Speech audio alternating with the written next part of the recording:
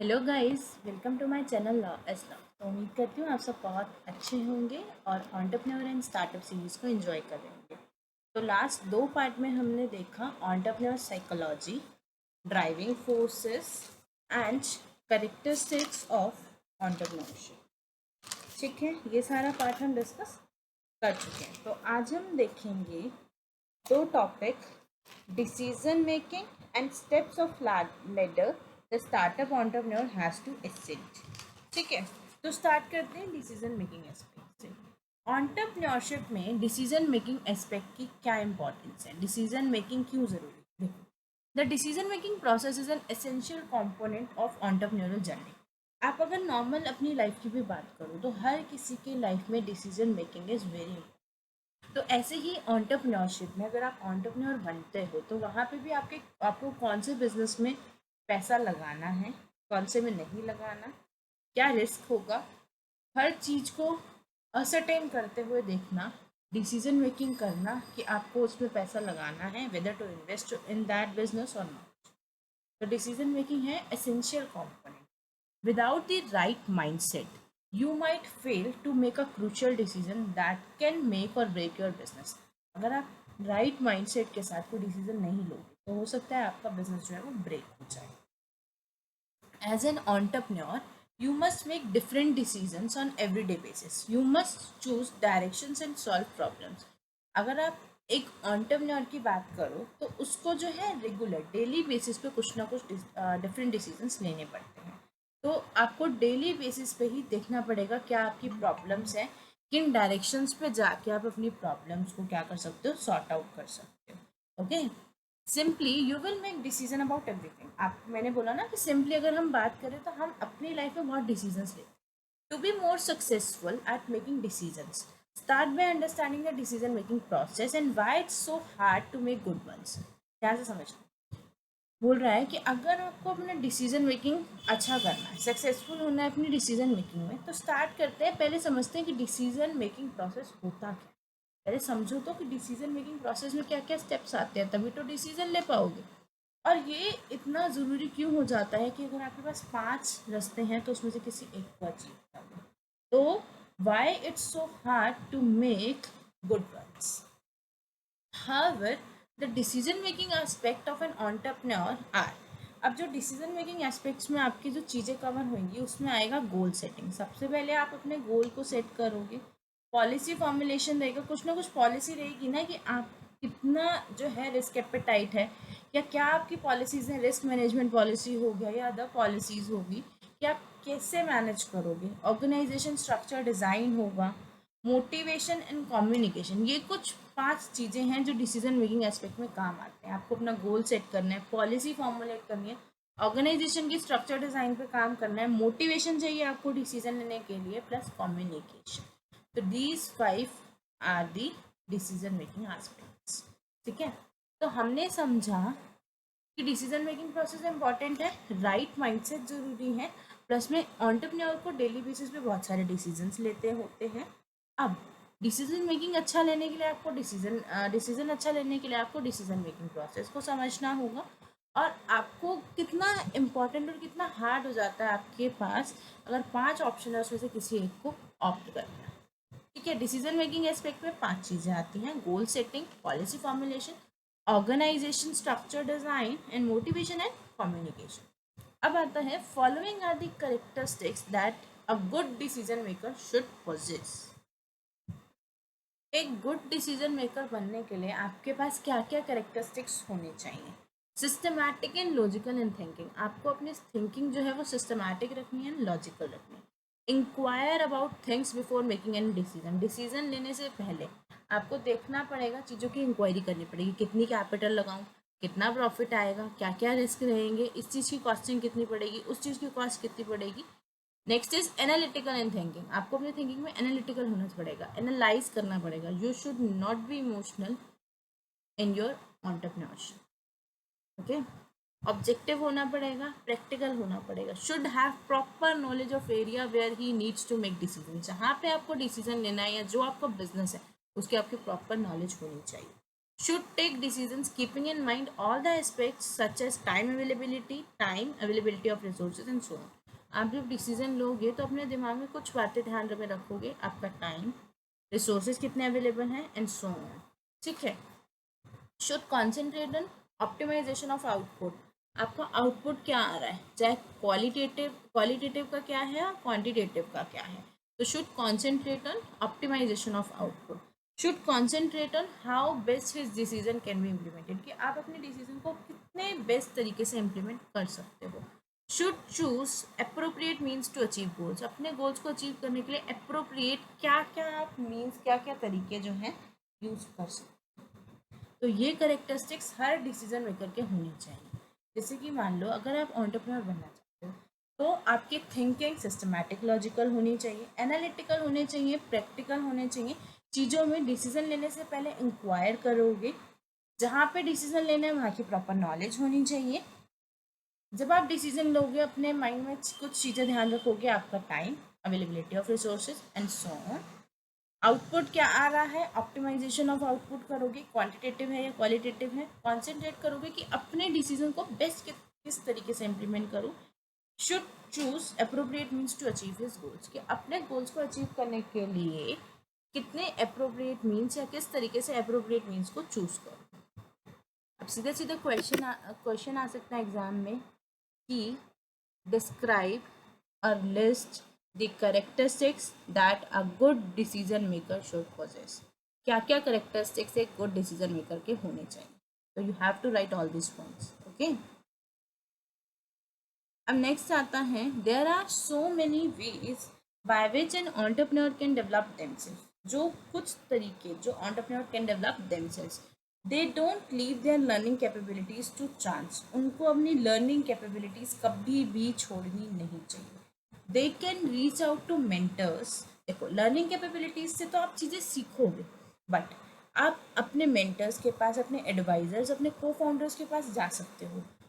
दे actively seek good experience, क्योंकि चीज़ें पढ़ना, सीखना और किसी के एक्सपीरियंस से सीखना डिफरेंट होता है.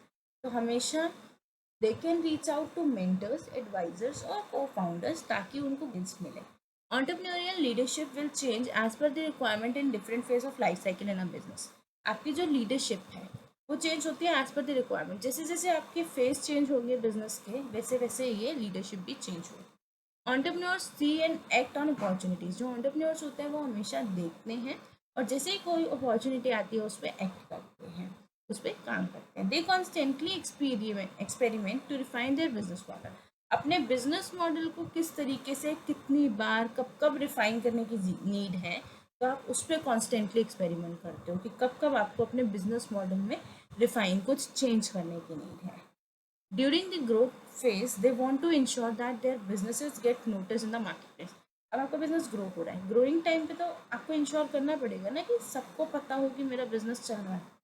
तो ड्यूरिंग द ग्रोथ फेज, क्योंकि अभी आपको मार्केट में अपने बिजनेस को उतारना है, तो during the growth phase they want to ensure that their businesses get notice in the market. तो ये 6 पॉइंट्स हैं जिससे जो एंटरप्रेन्योर को डेवलप करना चाहिए. There are many ways by which an entrepreneur can develop themselves. अपने आप को डेवलप कर सकता है.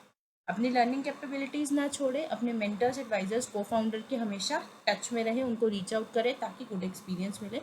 एंटरप्रेन्योरियल लीडरशिप हमेशा चेंज होगी जैसे आपका बिजनेस का फेस चेंज होगा. एंटरप्रेन्योर को हमेशा अपॉर्चुनिटीज़ को देखना चाहिए और उस पर काम करना चाहिए. उनको अपने बिजनेस मॉडल को कॉन्स्टेंटली जो है एक्सपेरिमेंट करना चाहिए कि वो कैसे अपने बिजनेस मॉडल को डिफाइन कर सकते हैं एंड अपने ग्रोथ फेज में कैसे आप अपने बिजनेस को लोगों की नज़रों में लाओगे. ये बहुत इम्पोर्टेंट बात है. ओके. अब आता है केस ऑफ ब्रेव गुजराती. अब इस केस में हुआ क्या था, देखो.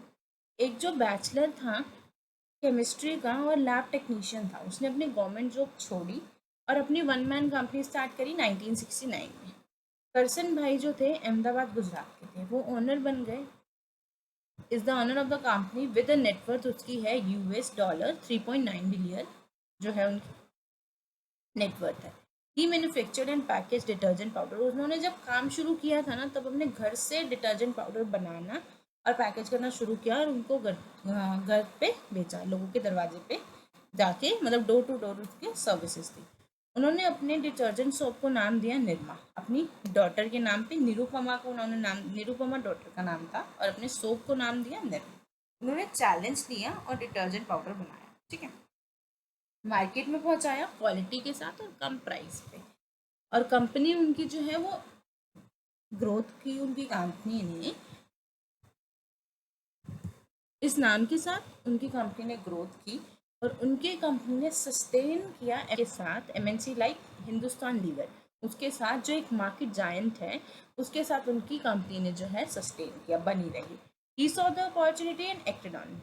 अब आपको ये बात से क्या समझ में आया, एक गुजराती का जो केस था, कि आपकी डिसीजन मेकिंग कैसी होनी चाहिए, कि आपके पास एंटरप्रेन्योर को क्या क्या चीज़ें डेवलप करनी चाहिए। उसमें एक क्या पॉइंट था, entrepreneur see and act on opportunities.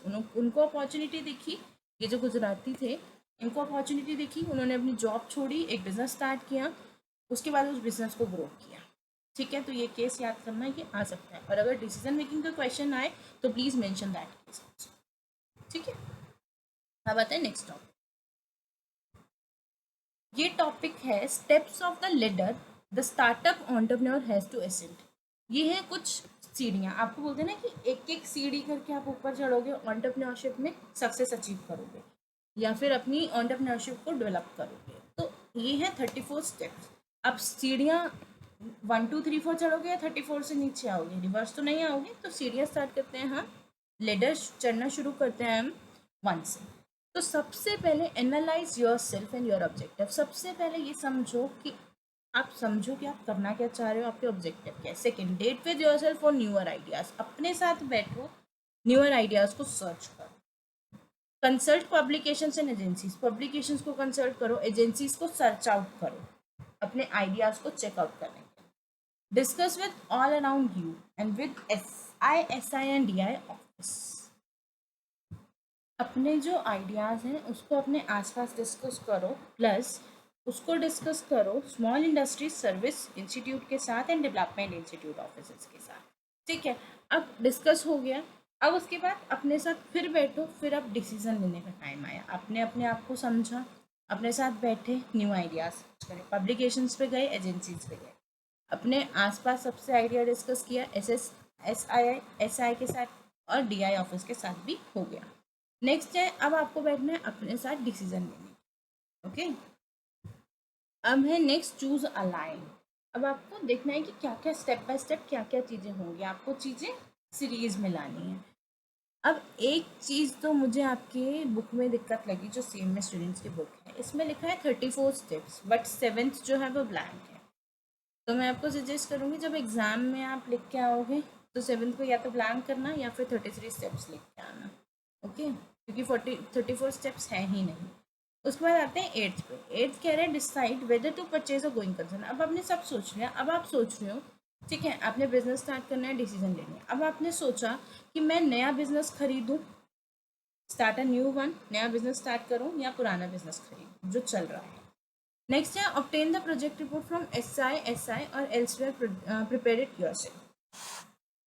आप प्रोजेक्ट रिपोर्ट लोगे कि आपने जो प्रोजेक्ट सोचा है उसको, उसके ऊपर क्या हो सकता है। तो प्रोजेक्ट रिपोर्ट लोगे आप या तो SI से या एल्सवेयर, या फिर आप प्रिपेयर करोगे। उसके बाद आता है, अब आपने बिजनेस लगाना है तो आप सोचोगे कौन सी लोकेशंस पे लगाना है, कौन सी साइट पे लगाना है। Next one is arrange a work shed, कि आप कहाँ पे काम करोगे विद फैसिलिटीज़। प्रेफरेबली पहले आप कोशिश करोगे कि रेंट पे लोगे, ताकि जो है आपकी कॉस्ट जो है कम से कम पड़े। Next is make sure what laws will particularly affect you. अब आपको चेक करना है आपका बिजनेस कौन सा है, आपको कौन से लॉज जो है इफेक्ट करेंगे। लॉज चेक करने के बाद आपको क्लियरेंस लेना है सेंट्रल से, स्टेट से एंड लोकल अथॉरिटीज से, प्लस SSI रजिस्ट्रेशन करवाना है। फिर आपको पैसा प्लान करना है। नेक्स्ट आपको मशीनरी के लिए प्लान करना है। फिर आपको मशीनरी ऑर्डर करनी है, कोशिश करेंगे हायर परचेज पे लेंगे ताकि बेनिफिट हो। फिर आपको अप्लाई करना है मटेरियल के लिए, प्लान बाइंग, इंस्टॉल करवानी है मशीनरी, मटेरियल प्रोक्योर करना है सामान बनाने के लिए। सामान बनाने के लिए आ गया, बनाएगा कौन, तो लोग चाहिए, रिक्रूट करोगे पर्सोनल। उसके बाद लोग आ गए, सामान आ गया, आप ट्रायल रन चलाओगे। ट्रायल रन चलाने के बाद अब आपको ट्रायल करके एक प्रोडक्ट कितने का पड़ा, तो आप प्राइसिंग पॉलिसी बनाओगे। प्राइस हो गया, प्रोडक्ट हो गया, लोग आ गए, मटेरियल आ गया। अब आप मार्केटिंग ऑर्गेनाइज करोगे, प्रोडक्ट की मार्केटिंग करोगे। अब आप प्लान करोगे रिकॉर्ड कीपिंग पे कि कितना सामान आ रहा है, कितना जा रहा है, या फिर आपका कितना सामान आ गया, स्टोर में कितना है, परचेज में कितना यूज़ हो गया। तो प्लान आउट करोगे रिकॉर्ड कीपिंग। फिर आप प्रोड्यूस करोगे। जब आप प्रोड्यूस करोगे, प्रोड्यूस करने के बाद अब आप सेल करोगे। कीप अप टू डेट, हर चीज़ को अप टू डेट रखोगे। अब चेक करोगे कि प्रोड्यूस हुआ, सेल हुआ, मार्केटिंग कर ली थी तो प्रोड्यूस हुआ, सेल हुआ। अब प्लस बैक प्रॉफिट, आपका प्रॉफिट कितना आ रहा है।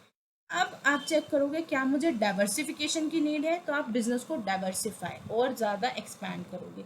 मॉडर्नाइजेशन की नीड है तो मॉडर्नाइज करोगे। अब आप compete करोगे दूसरों से, जो आपके कॉम्पिटिटर्स हैं मार्केट में, उसके साथ compete करोगे।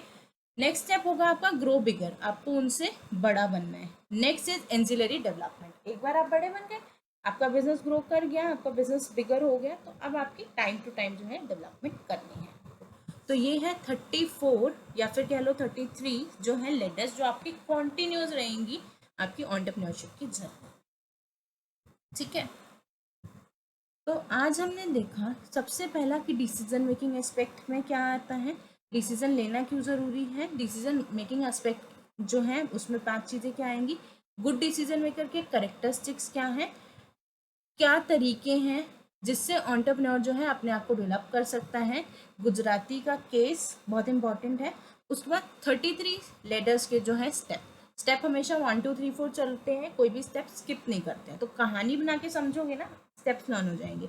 बिजनेस एनालाइज किया, डेट किया अपने साथ, पब्लिकेशन एजेंसी, फिर ऑफिस से पूछा, फिर डिसीजन लिया, फिर चूज अ लाइन, फिर गोइंग कंसर्न करें या क्या करें, फिर प्रोजेक्ट रिपोर्ट, फिर लोकेशन डिसाइड करी, फिर वर्कशेड, फिर लॉस को समझा, फिर क्लियरेंस लिया अथॉरिटी से, फिर पैसा देखा, फिर मशीनरी के लिए प्लान किया, फिर मशीनरी ऑर्डर करी, फिर मटेरियल ऑर्डर किया, प्लान करा बाइंग, फिर मशीनरी इंस्टॉल कराई, मटेरियल खरीदा, मटेरियल आ गया, लोग चाहिए, रिक्रूट करा पर्सोनल को, ट्रायल चलाया, ट्रायल के बाद प्राइस डिसाइड किया, मार्केटिंग कराई, रिकॉर्ड कीपिंग करी, फिर प्रोड्यूस किया, फिर सेल किया, प्रोड्यूस करके सेल करके कीप अप टू डेट रखा, प्रॉफिट चेक किया, प्रॉफिट ज़्यादा हो रहा है तो अब हम सोच सकते हैं डाइवर्सिफिकेशन भी कर लिया, अब मॉडर्नाइजेशन पे जा सकते हैं। अब compete करेंगे दूसरों के साथ और उसके बाद और बिजनेस को ग्रो करेंगे, ग्रो बिगर।